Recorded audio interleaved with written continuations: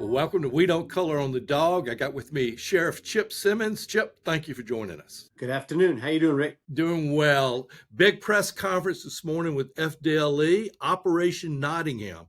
Tell us about it. Well, we've been partnering with our law enforcement partners, whether it is a federal partner, in this case, a state partner, an FDLE, but obviously the local partners as well. So for the last couple of months, we've been working on this big investigation. We have identified collectively, we have identified where the drugs is coming to.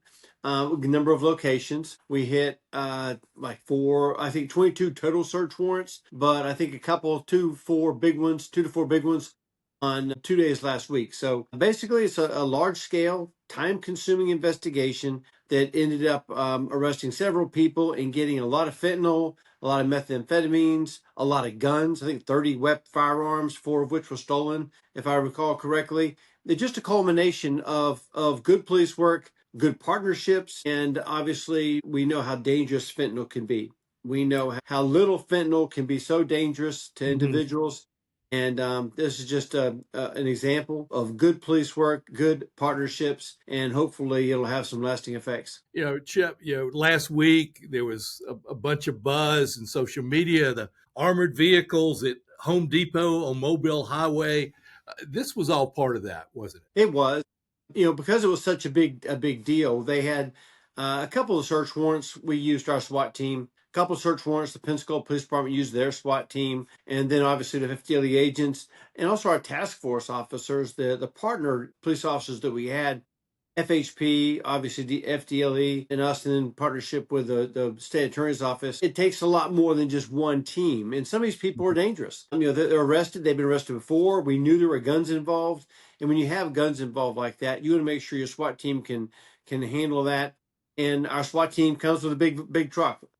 Pensacola Police has a big truck. We have a big truck, and we use both of them. It'd be crazy for us not to use what's available to us if there's a chance that something may go wrong. So that's what it is.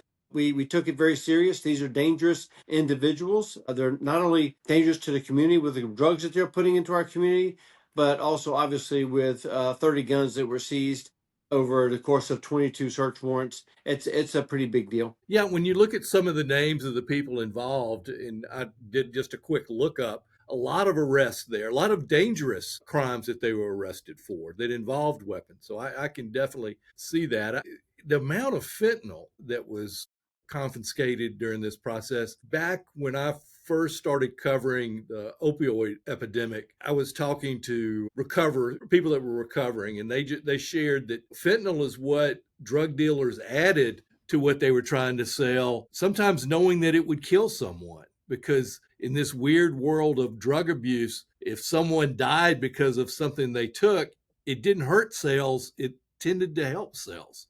And fentanyl's becomes much bigger part of what's happening on the streets. Well, I mean, I think that if you're a drug dealer and you want word to spread that you've got the best stuff, the purest heroin or cocaine or fentanyl, then you're right. I think the fact that people get an extraordinary high or a high they've never had before, or they're on the brink of overdosing, or in some cases, as you mentioned, they've actually overdosed. I don't think they took that as a bad thing. They took that as a badge of honor. That look what the quality I'm doing for you. Quite frankly, they don't care. They didn't care. So we started looking at charging those that would. If I give you some fentanyl and you end up overdosing, then we backtrack and see if we can identify where the drugs that you ingested that killed you, where that came from. Now it's tricky. I'm not going to lie. It's not easy. We need autopsy results. We need, we look at that and if you're doing fentanyl, that's probably not the only drug you're doing, right? And if you're buying it from me, you may well be buying it from someone else as well. But we're not putting up with that anymore. Right, we're getting the users, but mostly we're getting the distributors, the mid-level distributors, and certainly those that are bringing it in.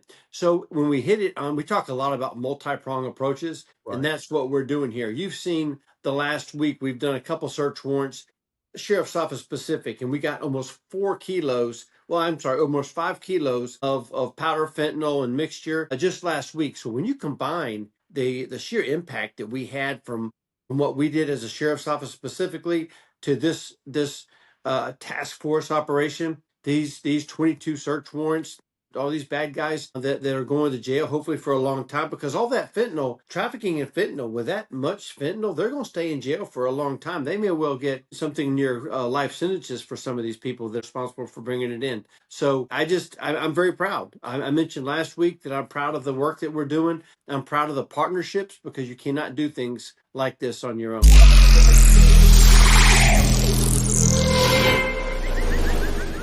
Thanks for watching, and to keep up with what's going on, be sure and subscribe. Just click on the little dog to the right and click the subscribe button. You can also like this video and click on the bell, which will notify you of new content. This really helps the channel grow. We appreciate you.